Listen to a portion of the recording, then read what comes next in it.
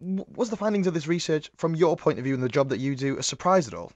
No, not really. I think the fact that just over half of parents want their children to go to university, do A-levels, go to university, is not surprising because for the last 20 years, successive governments have pushed people in that direction.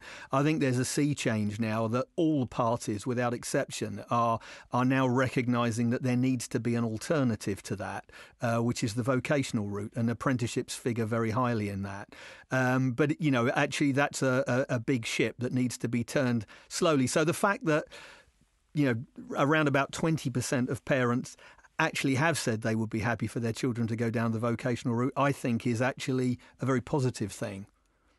Great stuff. And in our region, we look at it, and like you said, it's very similar stats there, but 6 in 10 parents wouldn't want their child to learn a trade. I mean, trades can be very handy and very good careers.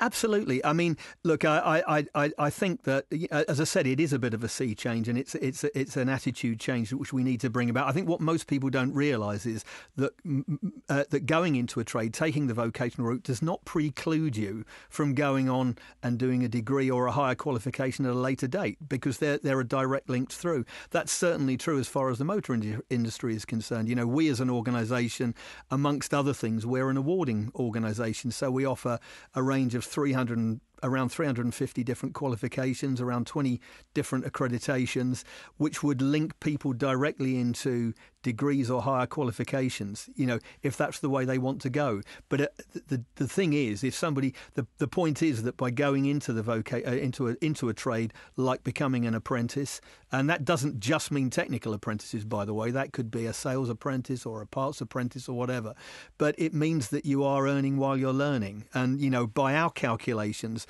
by the time it's somebody who took a motor apprenticeship, by the time they're 25, will be 60 to 100,000 pounds ahead of somebody who's gone to university, and that doesn't include the estimated 55,000 pound debt that the graduate will come out with.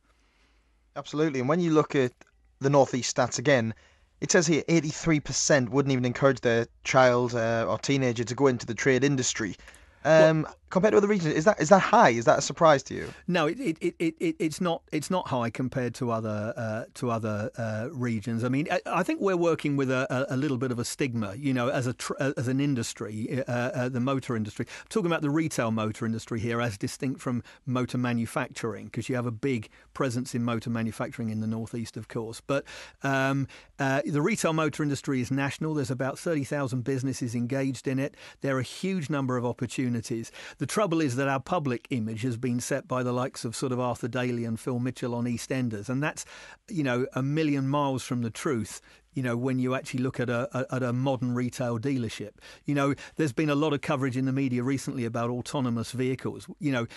Cars are already the most sophisticated thing that we own. By a million miles, they're the most sophisticated piece of equipment that we own, and they need very sophisticated care and maintenance. And the environments that we put people into work now are a million miles from that sort of pit with, being down a pit and covered in oil, like you see on EastEnders and other TV programs. So, we have to work off that stigma. But once people, it's like an Aladdin's cave. Once people look into our industry, they realise there's around about 150 different roles.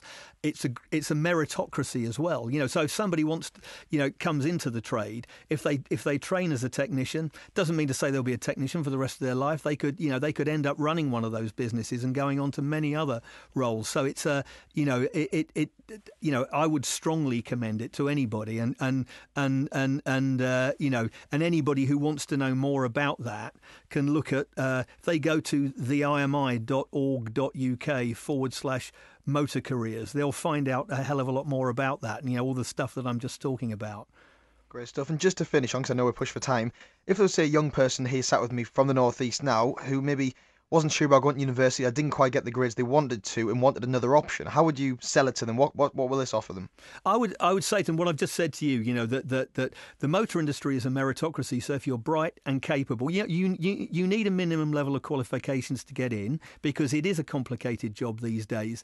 But believe me, it'll open the door to a fantastic career. It's an exciting, dynamic, ever-changing world that we work in, and they will never look back.